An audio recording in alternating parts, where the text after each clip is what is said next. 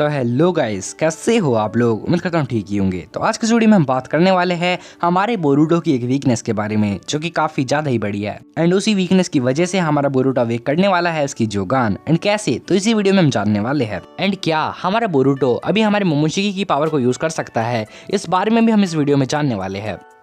इसलिए अगर आपने अभी तक हमारे चैनल को सब्सक्राइब नहीं किया है तो क्या कर रहे हो, जल्दी से हमारे चैनल को सब्सक्राइब कर लो। एंड बैकअप चैनल को भी सब्सक्राइब नहीं किया है तो उसे भी जाके सब्सक्राइब कर लेना। एंड इंस्टाग्राम पे भी जाके फॉलो कर सकते हो, लिंक डिस्क्रिप्शन में दिया हुआ है सब चीज का। तो अब बिना किसी टाइम की ऐसी तैसी किए जल्दी से वीडियो को स्टार्ट कर लेते हैं।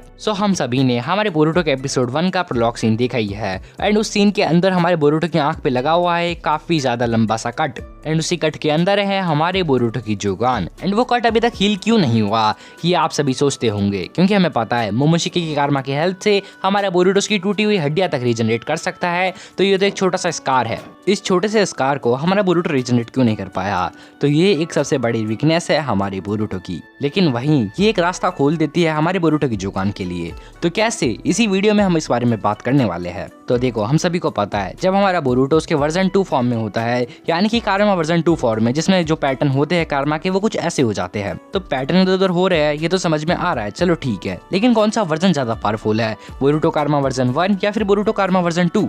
तो इसका आंसर है बोरूटो कारमा वर्जन 2, क्योंकि उसके अंदर हमारा बोरूटो यूज कर सकता है मोमोशिकी की सारी पावर्स। देखो, सारी की सारी पावर से मेरा मतलब है उसकी ब्याकुगान, उसका टाइजुत्सु एक्सपीरियंस, ये सब। क्योंकि हमारा बोरूटो अभी तक 100% ओत्सुत्सुकी नहीं बना है। मतलब वो 100% तो बन चुका है, लेकिन अभी तक वो पूरा 100% मोमोशिकी नहीं बना है। और इसलिए हमारा बोरूटो हमारे मोमोशिकी सेनपाई की हाथ वाली रेनेगान को यूज नहीं कर सकता, क्योंकि वो अभी तक 100% ओत्सुत्सुकी नहीं बना है। एंड शायद यही एक रीजन हो सकता है कि जो हमारा बोरूटो ज़ुमाकी दांते बसा है वो उसकी राइट आई वाली ब्याकुगान को अनलॉक नहीं कर पाया है।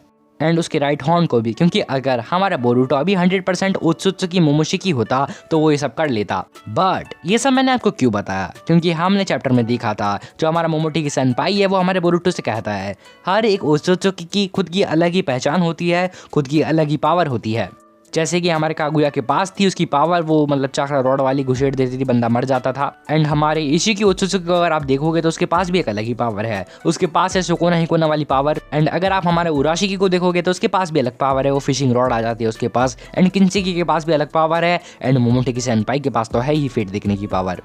अब हमारा बोरूटो भी एक 100% ओत्सुत्सुकी बन चुका है, तो उसके पास भी तो खुद की एक पर्सनल पावर आएगी। एंड वो पर्सनल पावर और कोई नहीं, हमारी जोगान ही है। ठीक है, जोगान तो है, ये समझ में आता है, लेकिन उसने हमारी ब्याकुगान को कैसे रिप्लेस किया ये समझ नहीं आता।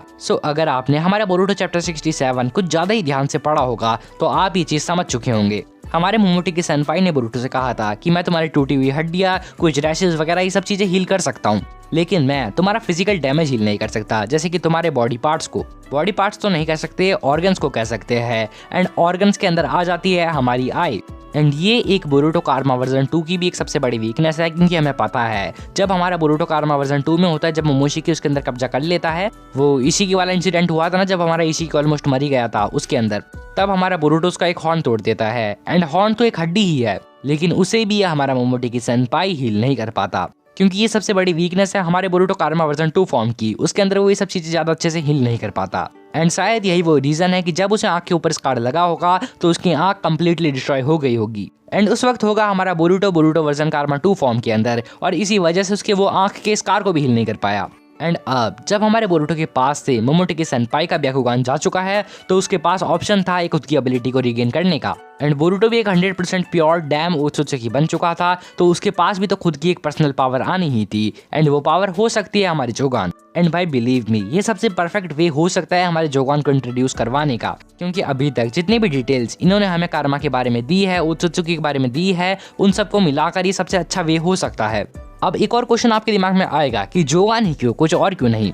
एंड जोगान तो हमारे ओत्सुत्सुकी गॉड का डोजुत्सु है। एंड बोरूटो जैसे ह्यूमन बीइंग के अंदर इतनी बड़ा पोटेंशियल कैसे हो सकता है कि वो जोगान को अवेक कर ले? तो इसके 2 बड़े रीजन है। तो सबसे पहला रीजन ये है कि जो हमारा मोमोशिकी सेनपाई है उसका वेसल है हमारा बोरूटो। एंड उसी के कुछ कारमा सेल्स से हमारे बोरूटो के सेल्स बने थे, तो इसी वजह से उसके पास बड़ा पोटेंशियल तो आ ही जाता है। एंड वहीं अगर हम बात करें सेकंड रीजन की, तो वो सेकंड रीजन है हमारा तोनेरी ओत्सुत्सुकी, क्योंकि हमें पता है तोनेरी ओत्सुत्सुकी ने हमारे बोरूटो के अंदर कुछ ना कुछ गुदगुद तो कर ही दी थी। एंड उसी गुदगुद की वजह से हमारे बोरूटो के पास आ सकती है जोगान। तो आपको क्या लगता है, हमारे बोरूटो की आंख के पास उसका स्कार क्यों है?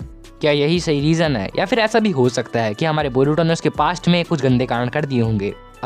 कुछ ऐसी चीजें उसे नहीं करनी चाहिए थी या फिर कुछ इवल तरीके। एंड उसी इंसिडेंट में फाइट बैक करते हुए हमारी बोरुटो को मिला होगा ये स्कार। लेकिन जब बोरुटो सास्के की तरह ही अच्छा बन जाता है तो जैसे सास्के उसका हाथ को मतलब वापस रीगेन नहीं करता, तो वैसे ही बोरुटो इसको नहीं करता, क्योंकि हमें पता है बोरुटो लड़का है हमारे उचिया सास्के का, स्टूडेंट, लड़का नहीं।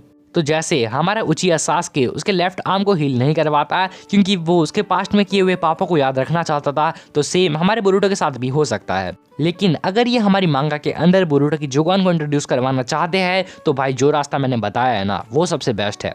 इन सब चीज़ों के बारे में आपको क्या लगता है, अपना थॉट कमेंट करके जरूर से बताना, मैं सारे के सारे कमेंट को पढ़ता हूँ। एंड हाँ, बोरुटो जोगोन के बारे में एनिमे के अंदर अलग टॉपिक बन सकते हैं, मांगा के अंदर अलग टॉपिक बन सकते हैं, तो इसलिए अगर मैं वीडियो बनाऊं और उसमें बोलूं कि ये सिर्फ एनिमे कैनन वीडियो है तो कंफ्यूज मत होना। एंड अगर आपको ये वीडियो कंफ्यूजिंग लग रहा है तो आप वापस से रिवाइंड करके वॉच कर सकते हो, आपको सबको समझ में आ जाएगा। तो okay guys, that's all for today. मिलते हैं किसी और वीडियो में, तब तक के लिए सायोनारा शिता।